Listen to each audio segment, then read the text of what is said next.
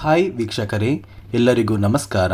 ಗೃಹಲಕ್ಷ್ಮಿ ಯೋಜನೆಯ 12ನೇ ಕಂತಿನ ಹಣ ಇನ್ನೂ ಕೂಡ ನಮ್ಮ ಬ್ಯಾಂಕ್ ಖಾತೆಗೆ ಬಂದಿಲ್ಲ ಅಂತ ಸಾಕಷ್ಟು ಫಲಾನುಭವಿಗಳು ಹೇಳ್ತಾ ಇದ್ದೀರಾ. ಇಂತಹ ಪ್ರತಿಯೊಂದು ಫಲಾನುಭವಿಗಳಿಗೆ ಸರ್ಕಾರ ಗೃಹಲಕ್ಷ್ಮಿ ಯೋಜನೆಯ 12ನೇ ಕಂತಿನ ಹಣನ ಈಗಾಗಲೇ ಬಿಡುಗಡೆ ಮಾಡಿದೆ.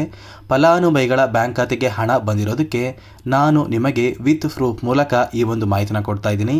ಅದೇ ರೀತಿ ಗೃಹಲಕ್ಷ್ಮಿ ಯೋಜನೆಯ ಹಣ ನಾಳೆ ಗುರುವಾರ ಅಂದರೆ ಸೆಪ್ಟೆಂಬರ್ 5ರಂದು ಕರ್ನಾಟಕದ 25 ಜಿಲ್ಲೆಗಳಿಗೆ ಜಮಾ ಆಗ್ತಾ ಇದೆ. ಹಾಗಾದರೆ ಬನ್ನಿ ವೀಕ್ಷಕರೇ, ಆ ಒಂದು ಜಿಲ್ಲೆಗಳು ಯಾವುದು ಅಂತ ತಿಳ್ಕೊಳ್ಳೋಣ. ಅದಕ್ಕಿಂತ ಮೊದಲು ವಿಡಿಯೋ ನೋಡ್ತಾ ಇರುವ ಪ್ರತಿಯೊಬ್ಬರ ಹತ್ರ ಕೂಡ ಒಂದು ಚಿಕ್ಕ ರಿಕ್ವೆಸ್ಟ್ ಇದೆ. ನೀವೇನಾದ್ರೂ ಇನ್ನೂ ಸಹ ನನ್ನ ಚಾನಲ್ನ ಸಬ್ಸ್ಕ್ರೈಬ್ ಆಗಿಲ್ಲ ಅಂದರೆ ದಯವಿಟ್ಟು ಪ್ರತಿಯೊಬ್ಬರನ್ನು ಚಾನಲ್ನ ಸಬ್ಸ್ಕ್ರೈಬ್ ಮಾಡ್ಕೊಳ್ಳಿ, ಹಾಗೆ ವಿಡಿಯೋಗೆ ಒಂದು ಲೈಕ್ನ ಕೊಡಿ. ಹೌದು ವೀಕ್ಷಕರೇ, ಗೃಹಲಕ್ಷ್ಮಿ ಯೋಜನೆಯ 12ನೇ ಕಂತಿನ ಹಣಕ್ಕೆ ಸಾಕಷ್ಟು ಫಲಾನುಭವಿಗಳು ಪ್ರತಿನಿತ್ಯವೂ ಕೂಡ ವೆಯ್ಟ್ ಮಾಡ್ತಾ ಇದ್ದೀರಾ. ಸರ್ಕಾರದಿಂದ ಇಂದು ನಮ್ಮ ಬ್ಯಾಂಕ್ ಖಾತೆಗೆ ಹಣ ಬರುತ್ತೆ ಅಥವಾ ನಾಳೆ ಬರುತ್ತೆ ಅಂತ ಪ್ರತಿನಿತ್ಯವೂ ವೆಯ್ಟ್ ಮಾಡ್ತಾ ಇದ್ದೀರಾ. ಆದರೆ ನಿಮ್ಮ ಬ್ಯಾಂಕ್ ಖಾತೆಗೆ ಇಲ್ಲಿಯವರೆಗೂ ಯಾವುದೇ ರೀತಿಯ ಒಂದು ಹಣ ಬಂದಿಲ್ಲ. ಇದೀಗ ಕೊನೆಗೂ ಸರ್ಕಾರದಿಂದ ಗೃಹಲಕ್ಷ್ಮಿ ಯೋಜನೆಯ 12ನೇ ಕಂತಿನ ಹಣ ಜಮಾ ಆಗಿದೆ. ಮಂಡ್ಯದ ಫಲಾನುಭವಿಗಳಾದ ಪ್ರದೀಪ್ ಗೌಡ ಅವರು ಅವರ ಪತ್ನಿಯ ಬ್ಯಾಂಕ್ ಖಾತೆಗೆ 2,000 ಹಣ ಬಂದಿದೆ ಅಂತ ಕಮೆಂಟ್ನ ಮಾಡಿ ತಿಳಿಸಿದ್ದಾರೆ. ಹೌದು ವೀಕ್ಷಕರೇ, ಸರ್ಕಾರ 12ನೇ ಕಂತಿನ ಹಣನ ಬಿಡುಗಡೆ ಮಾಡಿದೆ. ಆದರೆ ನೀವು ಹೇಳ್ಬೋದು ನಮ್ಮ ಬ್ಯಾಂಕ್ ಖಾತೆಗೆ ಇನ್ನೂ ಸಹ ಬಂದಿಲ್ಲ ಅಂತ. ಖಂಡಿತವಾಗಿಯೂ ನಿಮ್ಮ ಬ್ಯಾಂಕ್ ಖಾತೆಗೆ ಹಣ ಬಂದೇ ಬರುತ್ತೆ. ಈಗಾಗಲೇ DBT ಮೂಲಕ ಪ್ರತಿಯೊಂದು ಫಲಾನುಭವಿಗಳ ಬ್ಯಾಂಕ್ ಖಾತೆಗೆ 12ನೇ ಕಂತಿನ ಹಣ ತಲುಪ್ತಾ ಇದೆ. ಅದೇ ರೀತಿ ನಿಮ್ಮ ಬ್ಯಾಂಕ್ ಖಾತೆಗೂ ಕೂಡ ಹಣ ಬರುತ್ತೆ. ನಾಳೆ ಗುರುವಾರ ಕರ್ನಾಟಕದ 25 ಜಿಲ್ಲೆಗಳಿಗೆ 12ನೇ ಕಂತಿನ ಹಣ ಬರ್ತಾ ಇದೆ. ಆ ಒಂದು ಜಿಲ್ಲೆಗಳ ಹೆಸರು ಏನು ಅಂತ ತಿಳ್ಕೊಳ್ಳೋಣ.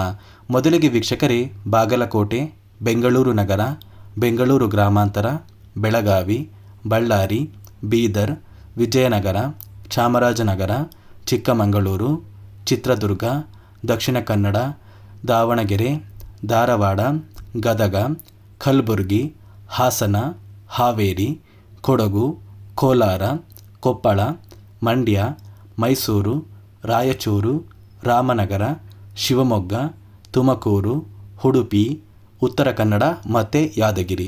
ಈ 25 ಜಿಲ್ಲೆಯ ಫಲಾನುಭವಿಗಳ ಬ್ಯಾಂಕ್ ಖಾತೆಗೆ ನಾಳೆ ಗುರುವಾರ ಸರ್ಕಾರದಿಂದ ಗೃಹಲಕ್ಷ್ಮಿ ಯೋಜನೆಯ 12ನೇ ಕಂತಿನ ಹಣ ಜಮಾ ಆಗಲಿದೆ. ಈಗಾಗಲೇ ಸರ್ಕಾರದಿಂದ ಮಂಡ್ಯ ಜಿಲ್ಲೆಯ ಫಲಾನುಭವಿಗಳೊಬ್ಬರಿಗೆ ಗೃಹಲಕ್ಷ್ಮಿ ಯೋಜನೆಯ 12ನೇ ಕಂತಿನ ಹಣ ಬಂದಿದೆ. ಅದೇ ರೀತಿ ನಿಮ್ಮ ಬ್ಯಾಂಕ್ ಖಾತೆಗೂ ಸಹ 12ನೇ ಕಂತಿನ ಹಣ ಬರುತ್ತೆ. ನೋಡಿ ವೀಕ್ಷಕರೇ, ಒಂದು ಸಲ ಗೃಹಲಕ್ಷ್ಮಿ ಯೋಜನೆಯ ಹಣ ನಿಮ್ಮ ಬ್ಯಾಂಕ್ ಖಾತೆಗೆ ಜಮಾ ಆಗೋದಕ್ಕೆ ಶುರುವಾದರೆ ಪ್ರತಿಯೊಂದು ಫಲಾನುಭವಿಗಳು ಆದಷ್ಟು ಬೇಗ ಹಣನ ಪಡ್ಕೋತೀರಾ. ಇದೇ ತಿಂಗಳ ಸೆಪ್ಟೆಂಬರ್ 20ರಷ್ಟರಲ್ಲಿ ಪ್ರತಿಯೊಂದು ಫಲಾನುಭವಿಗಳಿಗೂ ಸರ್ಕಾರ ಗೃಹಲಕ್ಷ್ಮಿ ಯೋಜನೆಯ ಒಟ್ಟು 12 ಕಂತಿನ ಹಣನ ಜಮಾ ಮಾಡಬೇಕು ಅಂತ ಒಂದು ನಿರ್ಧಾರನ ಮಾಡಿದೆ. ಅದೇ ರೀತಿ ಆದಷ್ಟು ಬೇಗ ಪ್ರತಿಯೊಂದು ಫಲಾನುಭವಿಗಳಿಗೆ ಜುಲೈ ತಿಂಗಳ 12ನೇ ಕಂತಿನ ಹಣ ಬರುತ್ತೆ. ಅದೇ ರೀತಿ ಇನ್ನೂ ಸಹ ಸಾಕಷ್ಟು ಫಲಾನುಭವಿಗಳಿಗೆ 11ನೇ ಕಂತಿನ ಹಣ ಬಂದಿಲ್ಲ ಅಂತ ಹೇಳ್ತಾ ಇದ್ದೀರಾ. ನೋಡಿ, ಪ್ರತಿಯೊಂದು ಫಲಾನುಭವಿಗಳಿಗೂ ಸರ್ಕಾರ 11ನೇ ಕಂತಿನ ಹಣನ ಬಿಡುಗಡೆ ಮಾಡಿದೆ. ಆದರೆ ಕೆಲವೊಂದು ಸಮಸ್ಯೆಯಿಂದ ಇನ್ನೂ ಕೆಲವೊಂದು ಫಲಾನುಭವಿಗಳಿಗೆ ಹಣ ಬಂದಿಲ್ಲ. ನಿಮ್ಮ ದಾಖಲಾತಿಗಳು ಎಲ್ಲ ಸಹ ಸರಿ ಇದ್ದರೆ ಖಂಡಿತವಾಗಿಯೂ ನಿಮ್ಮ ಬ್ಯಾಂಕ್ ಖಾತೆಗೆ 11ನೇ ಕಂತಿನ ಹಣ ಬರುತ್ತೆ. ಅದೇ ರೀತಿ ಪೆಂಡಿಂಗ್ ಇರುವಂತಹ ಪ್ರತಿಯೊಂದು ಫಲಾನುಭವಿಗಳ ಬ್ಯಾಂಕ್ ಖಾತೆಗೆ ಹಣ ಬರಬೇಕು ಅಂದರೆ ಒಂದು, ನಿಮ್ಮ ಬಳಿ ಇರುವಂತಹ ಪ್ರತಿಯೊಂದು ದಾಖಲಾತಿಗಳು ಎಲ್ಲ ಸಹ ಸರಿ ಇರಬೇಕು. ಒಂದು ವೇಳೆ ನಿಮ್ಮ ದಾಖಲಾತಿಗಳು ಸರಿ ಇಲ್ಲ ಅಂದರೆ ಯಾವುದಾದರೂ ಒಂದು ದಾಖಲಾತಿ ತಪ್ಪಾಗಿದೆ ಅಂತ ಚೆಕ್ ಮಾಡಿ. ಒಂದು ವೇಳೆ ನಿಮ್ಮ ದಾಖಲಾತಿ ತಪ್ಪಾಗಿದ್ದರೆ ಆದಷ್ಟು ಬೇಗ ಆ ಒಂದು ದಾಖಲಾತಿಗಳನ್ನ ಸರಿಪಡಿಸ್ಕೊಳ್ಳಿ. ನಿಮ್ಮ ದಾಖಲಾತಿಗಳು ಎಲ್ಲ ಸಹ ಸರಿ ಇದ್ದು ಇನ್ನೂ ನಿಮ್ಮ ಬ್ಯಾಂಕ್ ಖಾತೆಗೆ ಹಣ ಬಂದಿಲ್ಲ ಅಂದರೆ ದಯವಿಟ್ಟು ನಿಮ್ಮ ಊರಿಗೆ ಸಂಬಂಧಪಟ್ಟ ಮಹಿಳಾ ಮತ್ತು ಮಕ್ಕಳ ಅಭಿವೃದ್ಧಿ ಇಲಾಖೆಗೆ ಭೇಟಿ ನೀಡಿ. ಆ ಇಲಾಖೆಯಲ್ಲಿ ಒಬ್ಬರು ಅಧಿಕಾರಿಗಳಿರ್ತಾರೆ. ಆ ಅಧಿಕಾರಿಗಳು ನಿಮ್ಮ ಬ್ಯಾಂಕ್ ಖಾತೆಗೆ ಯಾವ ಒಂದು ಕಾರಣಕ್ಕೆ ಹಣ ಬರ್ತಾ ಇಲ್ಲ ಅಂತ ನಿಮಗೆ ಸಹಾಯ ಮಾಡ್ತಾರೆ. ಅದೇ ರೀತಿ ಸಾಕಷ್ಟು ಫಲಾನುಭವಿಗಳು ಈ ಹಿಂದೆ ಮಹಿಳಾ ಮತ್ತು ಮಕ್ಕಳ ಅಭಿವೃದ್ಧಿ ಇಲಾಖೆಗೆ ಭೇಟಿ ನೀಡಿ ಪೆಂಡಿಂಗ್ ಇರುವ ಪ್ರತಿಯೊಂದು ಕಂತಿನ ಹಣನ ಪಡ್ಕೊಂಡಿದ್ದಾರೆ. ಮತ್ತೆ ಸ್ನೇಹಿತರೆ, ಸರ್ಕಾರದಿಂದ ಮತ್ತೊಂದು ಮಾಹಿತಿನ ಕೊಟ್ಟಿದ್ದಾರೆ.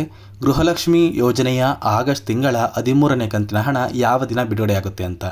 ಸದ್ಯಕ್ಕೆ ಸರ್ಕಾರ ಗೃಹಲಕ್ಷ್ಮಿ ಯೋಜನೆಯ 12ನೇ ಕಂತಿನ ಹಣನ ಆದಷ್ಟು ಬೇಗ ಪ್ರತಿಯೊಂದು ಫಲಾನುಭವಿಗಳ ಬ್ಯಾಂಕ್ ಖಾತೆಗೆ ಜಮಾ ಮಾಡ್ತೀವಿ ಅಂತ ಒಂದು ಮಾಹಿತಿನ ಕೊಟ್ಟಿದ್ದಾರೆ.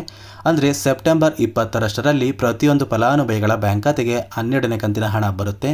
ಸೆಪ್ಟೆಂಬರ್ 20ರ ನಂತರ ಸರ್ಕಾರ 13ನೇ ಕಂತಿನ ಹಣನ ಫಲಾನುಭವಿಗಳ ಬ್ಯಾಂಕ್ ಖಾತೆಗೆ ಬಿಡುಗಡೆ ಮಾಡುವಂತಹ ಒಂದು ಸಾಧ್ಯತೆ ಇದೆ.